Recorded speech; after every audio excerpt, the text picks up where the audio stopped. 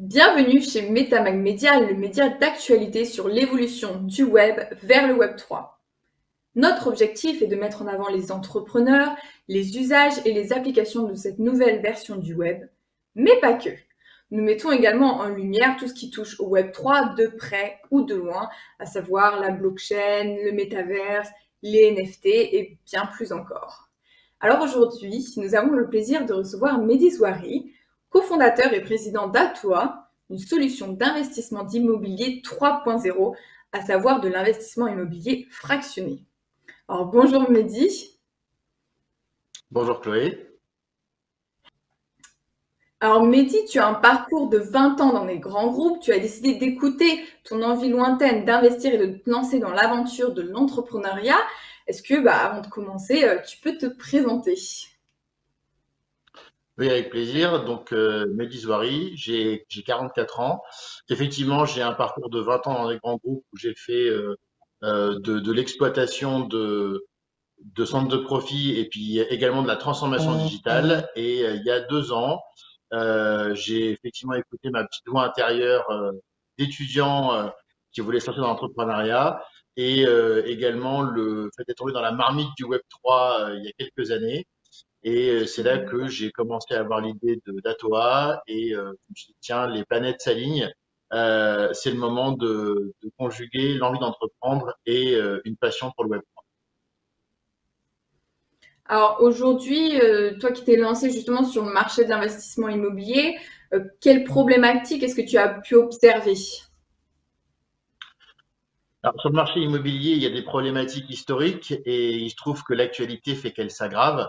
On est sur un marché qui concerne tout le monde, parce que tout le monde a été locataire, en résidence étudiante, propriétaire, parfois investisseur. On est sur un marché où le ticket d'entrée est élevé, parce que même si on veut commencer avec un petit studio dans une petite ville, c'est pas un investissement qu'on va faire avec quelques centaines d'euros. On a quand même un ticket d'entrée qui est important. On a des conditions aujourd'hui qui se durcissent, que ce soit le taux d'usure, le taux des emprunts immobiliers, et on est sur un marché où il y a toujours une appréhension chez quelqu'un qui veut se lancer, qui est est-ce que si je mets en location, je vais tomber sur quelqu'un d'honnête et est-ce que ça va bien se passer, est-ce qu'il va prendre soin de mon bien? Et Ouais. si j'ai besoin de récupérer des liquidités, comment je fais? Puisque acheter, vendre un bien immobilier, c'est lourd en frais et ça se fait pas en une semaine. Ça, c'est sûr. Et alors, du coup, tu as une solution qui est basée notamment sur la blockchain.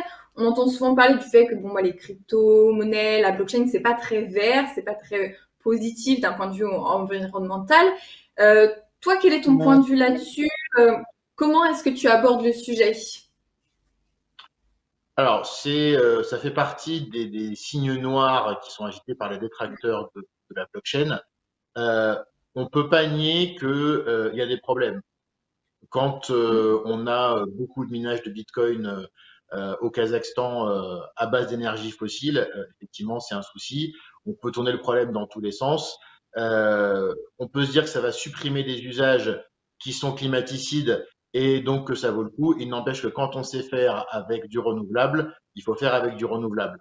Il y a d'autres solutions aujourd'hui, évidemment, de blockchain en proof of stake qui sont moins énergivores. Ceci dit, l'un n'est pas égal à l'autre. Le proof of work amène des choses, le proof of stake amène autre chose. On ne peut pas dire simplement qu'on substitue l'un à l'autre. Nous, notre choix par rapport à nos usages, notre besoin de sécurité, c'est de nous tourner vers une blockchain qui soit, enfin, qui vise la neutralité carbone, pardon, donc qui soit déjà peu consommatrice et qui vise la neutralité carbone, et d'amener dessus un usage qui allait amener une vraie valeur ajoutée, puisque la verticale prioritaire immobilière qu'on traite avec Atoa, c'est la rénovation énergétique des bâtiments. Donc, on considère que l'équation finalement d'un token Atoa qui aura permis à beaucoup d'investisseurs de se regrouper et de permettre de rénover un habitat qui est quand même le premier poste de gaz à effet de serre en France, et ben, ça fait une équation qui est vertueuse de ce point de vue-là. Pas parfaite, évidemment, mais qui a déjà un bilan largement positif. Et c'est important pour nous parce que ça fait partie des piliers des valeurs qu'on veut pour Atoa avec mes deux cofondateurs. Alors, justement, tu nous parles de ton projet à toi. Est-ce que tu peux nous en dire un petit peu plus? Qu'est-ce que vous proposez pour répondre un petit peu aux problématiques qu'on a vues et à toute ce pan en fait énergétique? Voilà, dis-nous-en un petit peu plus. Alors, le principe d'Atoa, c'est une solution d'investissement fractionné pour les clients qui rejoindront l'aventure. Et donc, le principe, c'est que on repère, nous, des biens immobiliers intéressants. La typologie, c'est plutôt de l'immeuble. Idéalement, donc un bien avec une rénovation énergétique et notre savoir-faire à apporter sur ce sujet-là. On monte le projet, c'est-à-dire qu'on regarde voilà, combien ça coûte, combien coûtent les travaux, le temps que ça prend. Donc, on monte un vrai business plan, toute une explication du projet et de ce qu'on veut faire. On publie Ouais. ce projet à la vue de nos clients. Ils se font leur idée exactement comme si ils allaient acheter l'immeuble eux-mêmes. Donc, on leur donne le maximum d'informations. Et à partir du moment où le projet les intéresse, ils décident d'investir une fraction, deux fractions, trois fractions de 50 euros sur ce projet qui sera matérialisé par un token. Mm. Et à la suite de ça, en fait, leur token va répliquer la valeur d'une fraction du bien et ils vont profiter du revenu qui est généré par les loyers. Alors, ils auront trois usages possibles de ces revenus, soit les utiliser pour eux-mêmes occuper plutôt en location saisonnière un de nos biens, donc aller passer un week-end à la mer ou une semaine de vacances. Le deuxième usage, c'est d'utiliser leur cagnotte pour réinvestir sur de nouveaux tokens immobiliers, de nouveaux projets qui leur plaisent, parce que l'objectif, c'est d'en Mm. proposer avec une fréquence de plus en plus importante. Et le troisième, c'est de dire, bah non, en fait, ce droit, finalement, j'ai rien qui m'intéresse à l'instant T, donc je vais demander à percevoir ma cagnotte en euros ou en crypto. Et en parallèle de ça, leur token va se valoriser, soit parce que on a fait une partie du projet avec un crédit bancaire et au fur et à mesure que le crédit se rembourse, le token se valorise. Donc ça réplique Oui. vraiment la vie de l'immeuble. Soit parce que l'immeuble en lui-même se valorise et donc le token va répliquer cette valorisation. Voilà. Et donc ce qui nous intéresse dans la blockchain, c'est de pouvoir faire ça de façon très fluide, très automatisée puisque c'est le registre de la blockchain qui va suivre l'ensemble des, euh, des mouvements et des transactions. Et ça nous permettra dans un second temps de développer tout un ensemble d'usages de ces tokens. Ils ne vont pas s'arrêter à la preuve d'investissement comme du prêt sur Mm. collatéral, de la garantie ou tout un tas d'autres choses.